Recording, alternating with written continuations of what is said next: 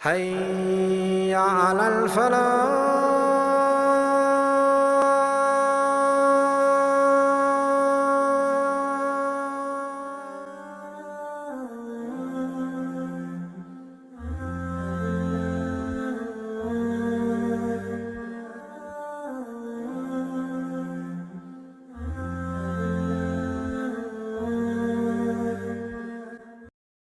الحمد لله رب العالمين والصلاة والسلام على رسولنا محمد وعلى آله وأصحابه أجمعين. رب اشرح لي صدري ويسر لي أمري واحلل عقدة من لساني يفقه قولي. اللهم يسر ولا تعسر وسهل علينا يا رب التمم بخير. Allah Taala'ga sansız şükürler olsun. Allah Taala'ga arkadaşlarımızın жасаған құлшылығымызды лайықты болатындағы жаратушы Allah қабыл етсін. Бүгінгі жұма тақырыбымыз arkadaşlarımыздың мұсылмандық сипатымызға сай болған адамгершілігімізді түзету мақсатында берілген тақырып. Бұл көре алмаушылық, қызғаныштық және риякерлік, мақтаншақтық. Осы тақырыптар Алла Тағала әрине барлықтарымызды жаратқаннан кейін әрқайсыларымызға нәпсі берген.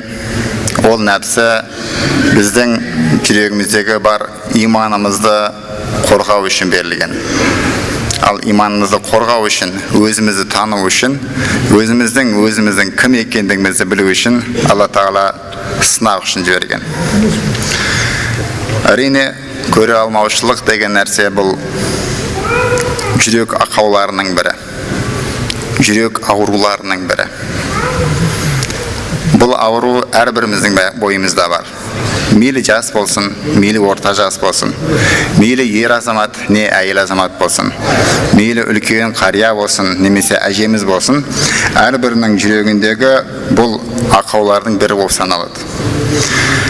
Әрине бұл ауруларды түрлі барлық адамдарда кездеседі әрине, бірақ бұл жүректегі ауруды дүние жүзінің ең мықты профессор кардиологтары бұны емдей алмайды. Ең мықты деген кардиологтардың өздері емдей алмайды. Бұны емдеу тек Аллаға ғана тән.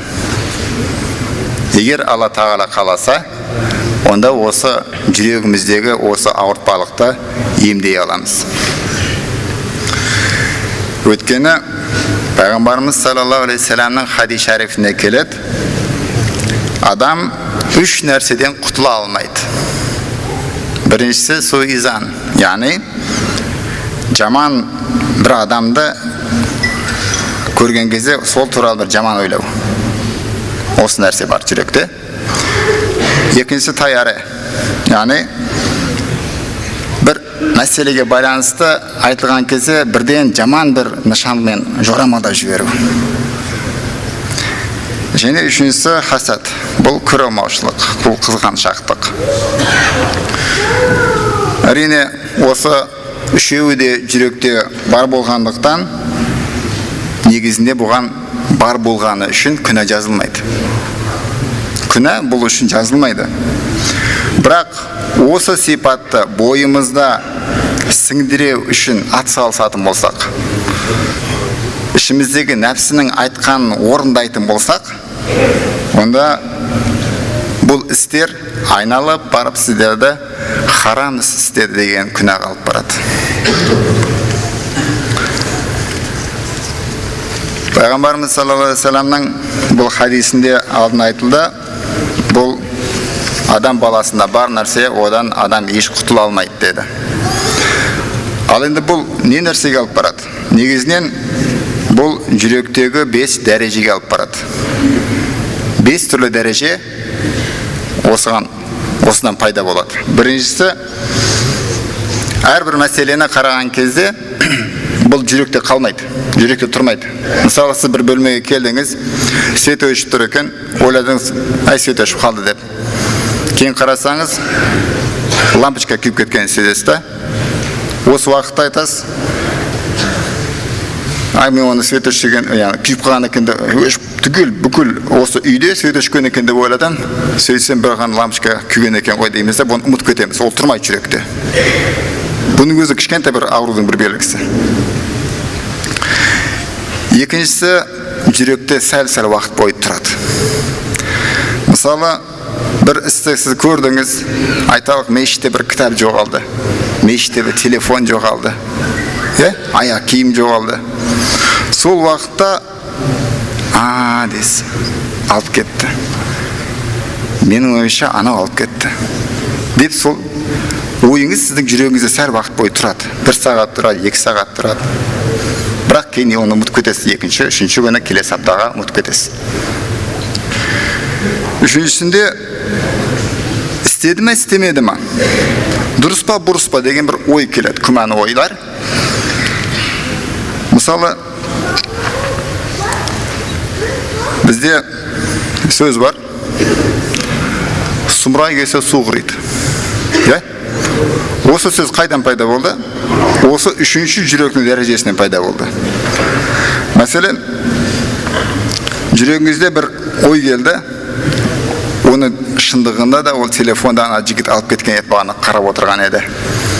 Сонымен ол соны алып кеткен рас болды ғой.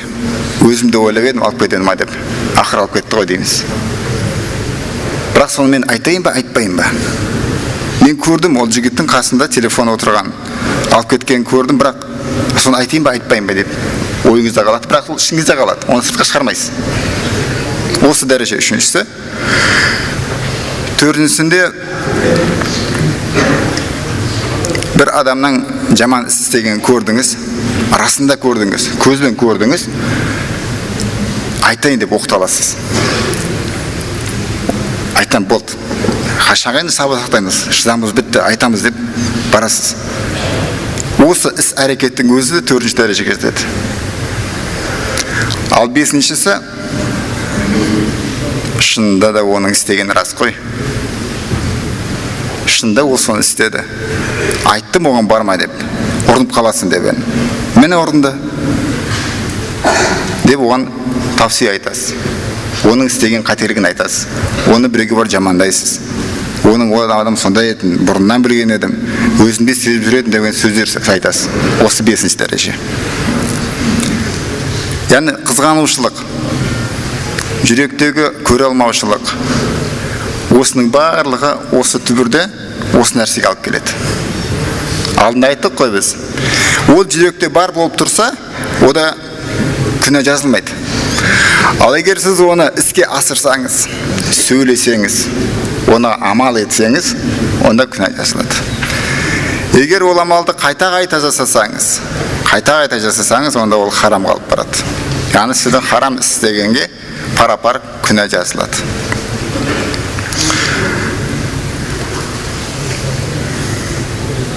Ал енді мынандай нәрсе бар. Жаңа біз 5 дәрежені айттық. Оның 3-і ойға байланысты. Өзіміздің ойымызға, ішімізге байланысты, бірақ ол сыртқа шыққанда қатысы жоқ. Ал 4-ші мен 5-шісі адамдардың арасындағы болып атқан мәселеге байланысты. Сіз оны айтасыз, барып көресіз, оны тексересіз, дұрыс-бұрысын айтасыз. Өйткені адамның өзінің еркіндігі бар, сөйлеу еркіндігі бар, тексеру еркіндігі бар, жақсы жамандығын айту еркіндігі бар. Соны сіз айтасыз. Бірақ сол уақыттағы айтқан сөзіңізге байланысты періштелер не істейді? 4-шісінде сіз оқталдыңыз, айтам болды деп.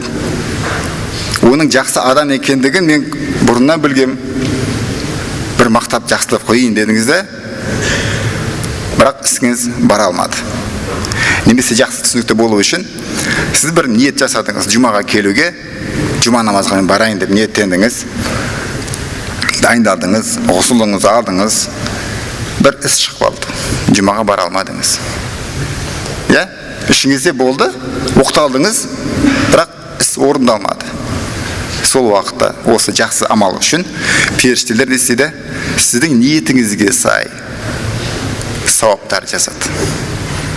Бәлкім сіз жұмаға бармасаңыз, сіз жұмаға барып құлшылығыңызды орындап, қажыға бара алмасаңыз, қажылыққа барып барлық амалдарды орындағандай сауаптар жасады. Ал осы төртінші дәрежеде жаман іс болатын болса, бір жаман істі істейік, қасыңыздағы жолдастарыңыз бар бір, алып кетейік, оның не тұрған несі бар? Не бар ғой, қазіргі шығып атқан ішімдіктер бар ғой, жастар көбісі ішеді, 0,7% бар, 7% бар, оның ешқандай, как? Дизи, тағы бір бар ғой, қазіргі шығып атқан, дизи деп айтайық, соны ішсе не, ішпесе не? Балалар да ішіп жатыр ғой, ешқайсы мас болып отқан жоқ қой дейміз деген ойлар келеді да, бірақ сіз ішпедіңіз. Жаман іс істеймі деп тұрып істемесеңіз де, оған періште не істеді? Бұл жаман іс істеген жоқ қой. Ол тек қана ішіндегі ойы ғана еді. Күнә жазбаймыз деді. Бұл уақытта күнә жазылмайды. Пайғамбарымыздың үмметіне берілген ең жоғары дәрежедегі мәселенің бірі осы. Біздің Мұса пайғамбардың қауымынан, Иса пайғамбардың қауымынан ерекшелігіміз осыда. Жаман істі жасауға оймен оқталсақ, күнә жазылмайды. Ал жақсы істі істейміз деп оқталсақ, істемесек те сауап жазылады. Және де бесіншісінде сіз амал жасайсыз. Жаманды да жасаймыз, жақсыны да жасаймыз. Телефонда мысалы сіз өзіңіз ұйқыңыз келіп жатыр, кешқұрым телефон сізге шырылдады, үйіңіздегі балаңыз телефон алды, немесе келініңіз телефон алды, көке сіз телефон шақырып жатыр. Мен жоқ дей сал. Мені жоқ дей сал. Сыртта жүр, телефон қалдырып кетті деп айта сал. Не болды? Сіз өтірік айттыңыз. Періштелер не істейді? Мына өтірік айтты, не істейміз? Жазамыз. Не істейді? Күнә жазады. Майда күнә. Ал егер сіз жақсы істесеңіз, періштелер қуанышпен ол амалдардың сауаптарын жасады. Пайғамбарымыз саллаллаху алейхи ва саллям хадисінде келеді: жүрекке келген жаман ойлар сыртқа сөзбен шықпайынша, және оған лайықты әрекет іс жасалмайынша, ол ойдағы жаман ой үшін жасалған күнә кешіріледі. Неге жазылу керек қой? Бірақ не дейді пайғамбарымыз? Ол кешіріледі. Жазылмайды деген сөз. Осылайша пайғамбарымыздың үмметіне, яғни біздерге берілгеннің ең соңғы нүктесін пайғамбарымыз осы хадиспен бекіткен болатын. Әрине әрбіріміздің ойымызда бұл нәрсе бар. Әрқайсымызда да бар. Қазірдің өзінде араларыңызда кейбір жігіттер бар. Менің осы жұмадан шыққан кезде аяқ кімде ешкім алып кетпесе екен, өзінің орнында тұрса екен, өткен жұмадағыдай болмаса екен деп отырады. Бар ондай ой. Әрқайсымыздың ойымызда бар. Ал енді мынандай тағы бір мәселе бар. Біріміздің үйімізде мал мүлкіміз көбейіп кетсе, айлығыңыз көбейіп кетсе, қасындағы көрші немесе сол үйдің өзінің бір адамы көре алмайды. Қызғанады. Неге әке, сен де соның баласы, бірақ сен емес, анан жақсы көреді. Екеуің де сол кісінің баласысыңдар ғой. Неге оны жақсы көреді, неге сені жақсы көрмейді? Бұл бар. Мұндай бар. Құран кәрімде Юсуф алейхиссаламның уақытында да болды ғой. Құран кәрімде айтылады. Яқуб алейхиссалам басқа да әйелдерінен болған бала шағаларынан көрі Юсуф алейхиссаламды басқаларынан өте жақсы көрген. Өте қатты жақсы көрген. Сонда бабалар не істеді? Қызғанды. Біз оны өлтірейік деді. Біз оны алып тастайық орнынан. Сонда әкеміздің махаббаты бізге ауысады деді. Сондықтан да Құран кәрімдегі айтылған бұл мәселелер, оқиғалардың барлығы біздерге, Мұхаммед үмметіне бір сабақ болсын, ойлансын деп берілген. Құранда неше мәрте «Я айюханнас, ей адамдар, ойланыңыздар» деп келген. Әрбір мәселелерді, әрбір оқиғаларды, қиссасыл әнбиелерді оқып жатқан кезде ішіндегі болған оқиғаларда сараптама жасау керек. Бұны Құран не үшін бізге берді? Оны бізге деп қарамай, жеке деп қарау керек. Маған бұны Құран не үшін айтып жатыр? Не үшін бұны Алла маған айтып жатыр? Өйткені ақыретті бізде барлығымыздан көпшілікпен умуми қылып сұрамайды ғой. Жеке-жеке сұрайды. Сол үшін бізде фарз айн, фарз кифая деп берілген. Жеке-жеке сұрау үшін фарз айн дайын тұр. Немесе умуми қылып сұрау үшін фарз кифаяды дайындап қойған.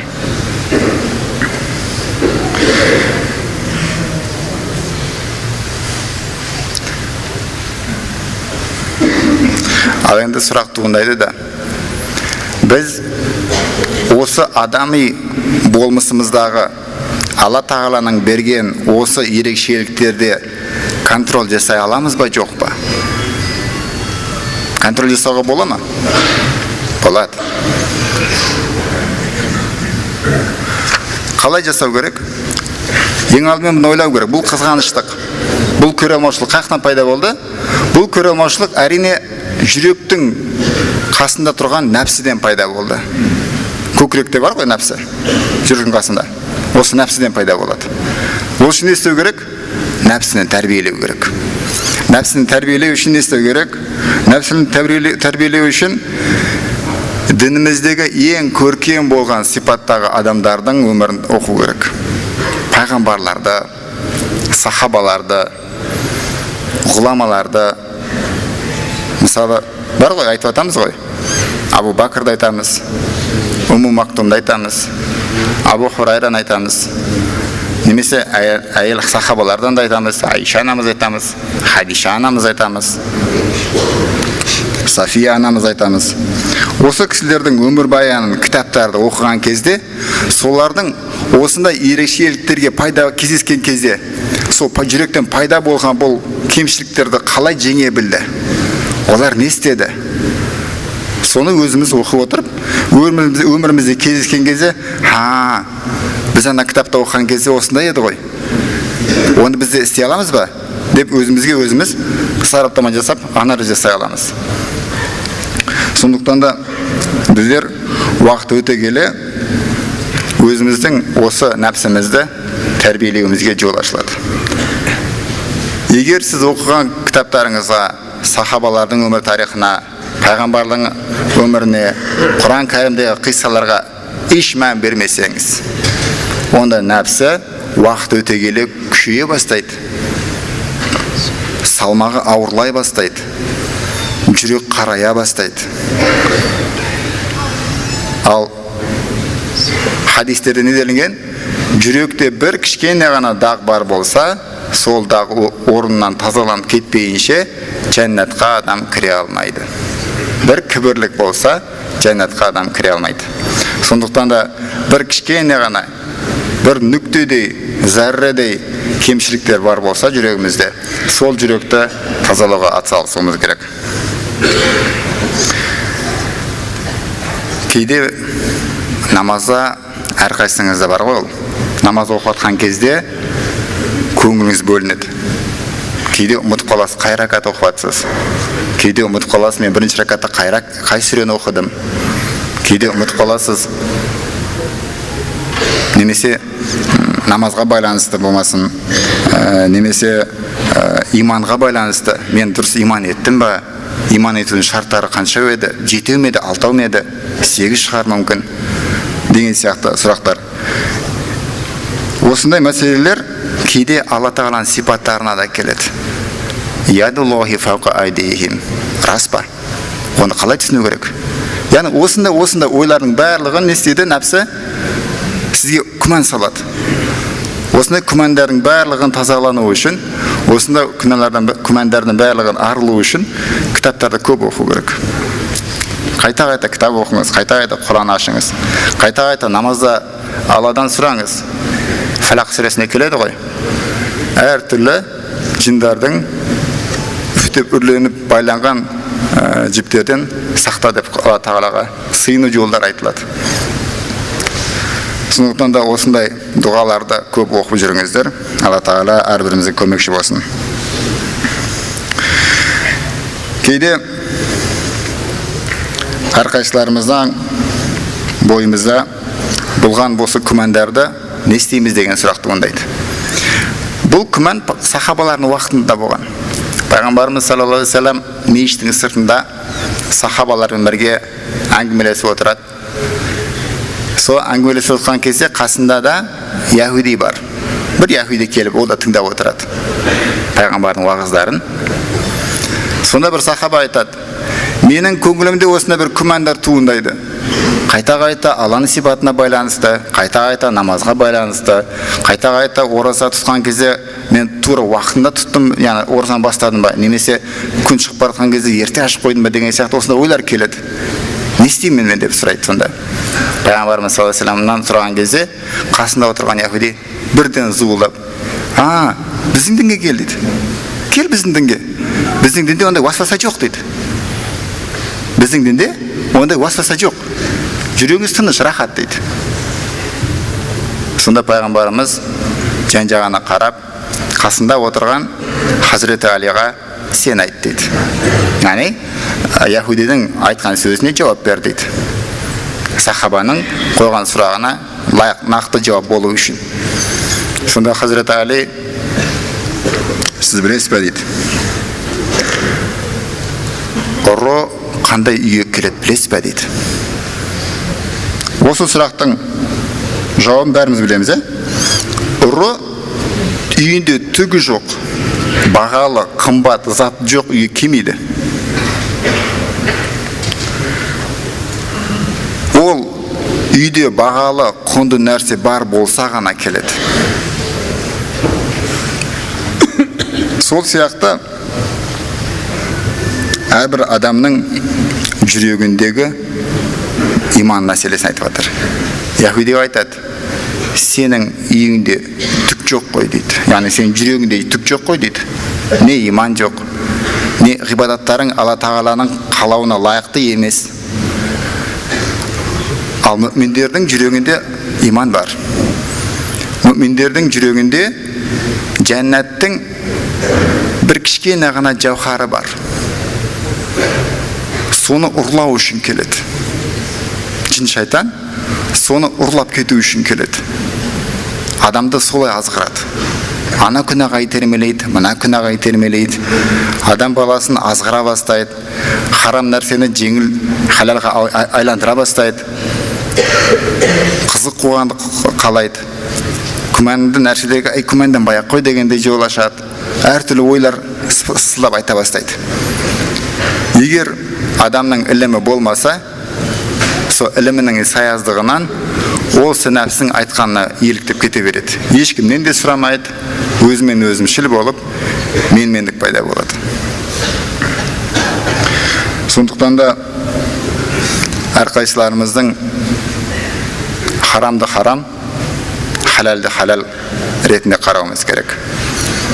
Иман мәселесіне, тавхид мәселесіне, дін мәселесіне келген кезде, ғибадат, құлшылықтарыңызды нақты орындаған кезде, осындай күмәнді істерде әрқайсыларыңыз сұрақтарыңызбен келулеріңізден болады.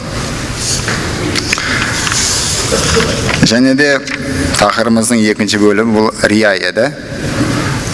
Әрине әрбір адамның жасаған құлшылығын біреу көрсін деп мақтанып істейтін болса, бұл көзбояушылық болады.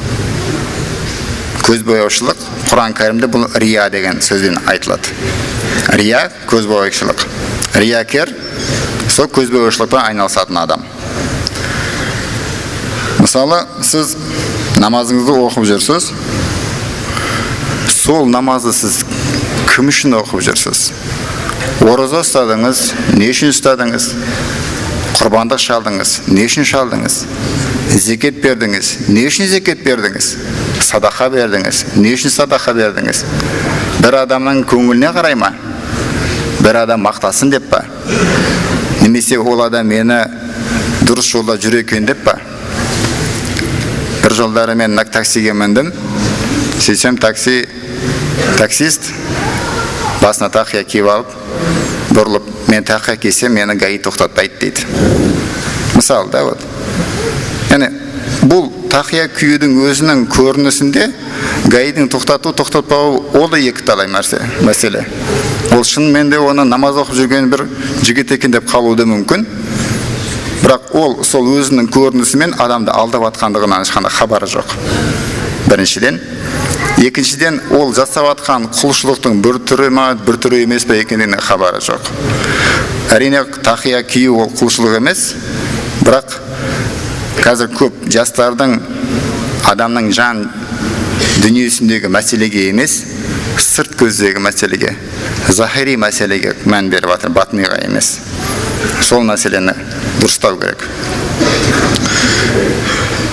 Әрқайсыларымыздың қазір намазды келген кезде, осы жұмаға келген кезде, біздер шындығында да сыртқы формаға, сыртқы техникаға мән береміз. Қалай рукук жасайды, қалай сәжде жасайды, саусақ көтере ме, көтермей ме, қолды қаяққа қояды, оның сақалы бар ма, жоқ па, балағы жоғары ма, төмен ба, оның киімі жоғары ма, төмен ба, ашық киемі, жарқын киемі, қоңыр киемі, ақ киемі. Ол маңызды емес. Өйткені қасиетті Құран кәрімде де, пайғамбарымыздың хадисінде де не айтылады? Махшарға адамдар жиналған кезде барлығын жеке-жеке Алла Тағала сұрайды. Алла Тағала періштелерге айтады: періштелер, сендер ол адамның сыртқы көрінісіне, сыртқы формасына қарап сауап жазып жатсыңдар. Амал жасады, бір хайыр садақа ихсан жасады, машалла, сауап жазды. Адамдар да мақтайды: машалла, мына өзгеріпті. Кеше ғана мынандай еді, бүгін өзгеріпті, машалла, машалла. Бірақ ол машалланың сізге қажеті қанша, егер сіздің жүрегіңіз бос болса? Егер сіздің жүрегіңіздегі иман жарқырап, лапылдап тұрмаса, қап-қара болып тұрған көмірдей жүректің қажеті қанша? Ол сырт көрінісінде. Сыртыңыз бүтін болып, ішіңіз түтін болғанның жәннатқа кіре алмайсыз ғой. Сондықтан да мақсаты айтылған: періштелерге сендер тек сыртқы келбетіне қарайсыңдар, ал оның ішкі жан дүниесіне, оның жүрегіне мен қараймын деген. Яғни біздің сауаптарды, амалдарды жасап, мен сауабым көп болды, мен мынандай нәрсені көп жасадым, қажылыққа 5 рет бардым, 10 рет бардым, 10-15 адамға көмектестім. Не, ол қажет емес. Сізді газетке түсірді, журналға түсірді, сіз машалла жақсы адам болдыңыз. Ол маңызды емес ақыретте. Ақыретте оның ешқандай маңызы жоқ. Ақыретте оның ешқандай салмағы жоқ.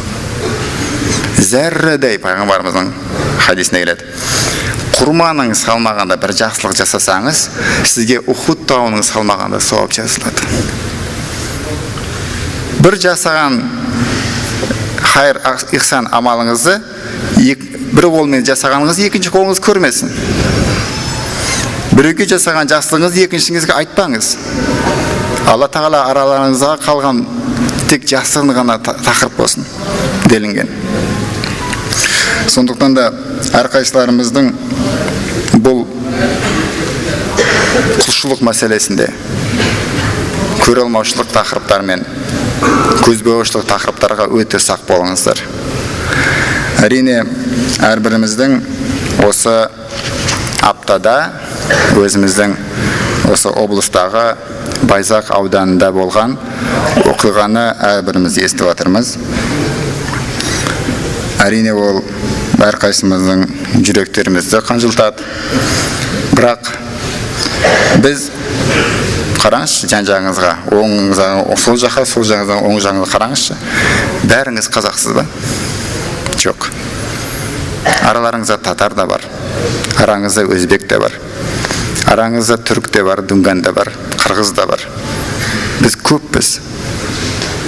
Біз көп ұлтты мемлекетпіз. Мен мемлекетті айтпай қойын, біз өзіміздің қаламызда бірнеше ұлт бар.